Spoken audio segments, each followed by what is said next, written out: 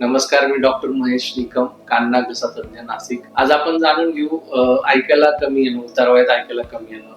बरेच लोक ऐकायला कमी येतात तरी डॉक्टरांकडे जात नाही किंवा जाणून घेत नाही की मला ऐकायला का कमी आहे.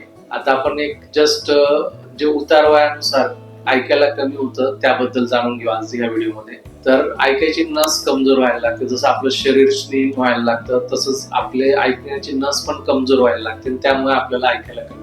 तर मग सुरुवात कशी होते की आपण जेव्हा समोरच्या व्यक्तीशी बोलतो तेव्हा आपल्याला जाणवत नाही की आपल्याला ऐकायला कमी, पण जेव्हा 4 लोक येऊन गप्पा मारतात किंवा आपण लग्न समारंभात जातो तेव्हा समोरचा जो व्यक्ती बोलतोय त्याचे 2 शब्द समजतात आणि 2 शब्द समजत. मग आपण समजून घ्यायचं की आपल्याला तर ऐकायला कमी यायला लागले. तर मग अशा वेळेस कान नाक घशाच्या डॉक्टरांकडे जाऊन आपली कानाची तपासणी करून घेणं, एक ऐकायची तपासणी करून घेणं, रुटीन तपासणी करा.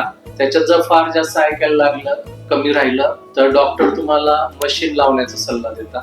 आता आपल्याकडे बरेच गैरसमज आहे की मशीन वापरल्याने त्रास होतो किंवा ऐकायला येत नाही, आणि दुसरी गोष्ट आपण मशीनसाठी पैसे द्यायला पण तयार नसतो.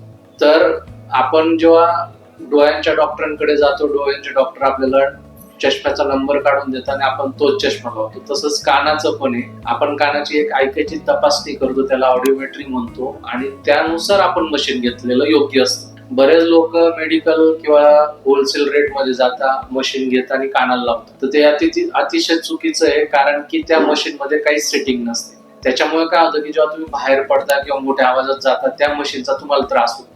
मग तुम्ही म्हणता की मशीनमुळे त्रास होतो, पण तुम्ही जर योग्य ऑडिओग्राम करून ते मशीन प्रॉपर डिजिटल मशीन घेतलं तर त्या मशीनमुळे त्रास नाही होत, आणि समोरच्या व्यक्तीची जी शब्दांची स्पष्टता असते ती पण फार चांगली असते. आपल्याकडे प्रॉब्लेम काय आहे की आपण हिअरिंग एड म्हणा किंवा आपल्याला ऐकायला येतंय, आपण मशीन वापरणं हे न्यूनगंड समजलं जातं की मला नाही वापरायचं मशीन. ही एकदम चुकीची गोष्ट आहे, कारण की नंतर तुम्ही जेव्हा अजून ऐकायला कमी व्हायला लागतं तेव्हा मेंदूची आकलन क्षमता कमी व्हायला लागते. मग तुम्ही आज जी कंप्लेंट करताय ती उद्या मशीन लावून पण कंप्लेंट करता की मशीन लावलंय पण मला 2 शब्द समजताय, व्यवस्थित समजत नाही मशीन लावून. का? तर तुम्ही बरेच दिवस मशीन वापरलं नाही, त्याच्यामुळे तुमची मेंदूची आकलन क्षमता कमी झाली. म्हणून योग्य वेळेस मशीन लावणं पण गरजेचं आहे. मशीन तुम्ही कधी वापरा जेव्हा तुम्हाला म्हणजे ऐकायला जेव्हा कधी कमी येतं ना, जसं 4 लोक आपल्याकडे पाहुणे आले गप्पा मारायला तेव्हा मशीन वापरा, टीव्ही बघताना मशीन वापरा, आपण लग्न समारंभात चाललोय तेव्हा मशीन वापरा. अशा वेळेस तुम्हाला मशीन वापरायची गरज आहे. जेव्हा तुम्हाला वाटेल की आता समोरचा व्यक्ती बोलत नाही मग तेव्हा पण मशीन वापरा, पण गरजेनुसार मशीन वापरावं लागतं. असं नाही की 24 तास आपल्याला मशीन लावून ठेवायची गरज आहे. म्हणून योग्य वेळेस मशीन घेतलं, योग्य ते मशीन घेतलं तर त्याचा दुष्परिणाम नाही होत. आता तुम्ही मशीन घेणार तर मशीन मध्ये बी मोबाईल सारखे फंक्शन, आणि एकदा तुम्ही मशीन घेतलं तर ते 4 ते 5 वर्ष व्यवस्थित टिकतं. तर आपण जे पैसे देणार ते 5 वर्षासाठी देणार आहे. आणि नाजूक कान, डोळा जसा नाजूक आहे तसंच कान पण नाजूक हवे.